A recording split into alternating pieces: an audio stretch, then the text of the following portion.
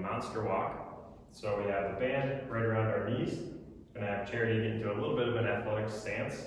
Our toes are always going to stay pointed forward. So commonly we'll see people start to turn their toe out as they're going. So we want to fight that urge. We're going to keep our toes straight ahead.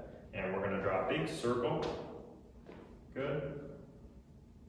And big circle. So we can do these in place. We can walk. Doing a great job.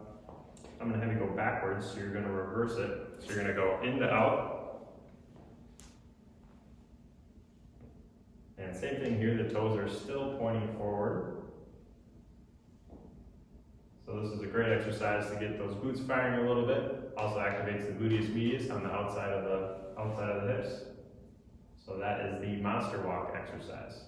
So if we're doing our monster walks and we're noticing it's a little bit too easy with the band around our knees, we can drop the band just above the ankles and we can do the same exercise. So drawing those circles, toes are staying pointed straight ahead. And once again, we can go forward and backward with that. So there's another variation to the monster walk exercise.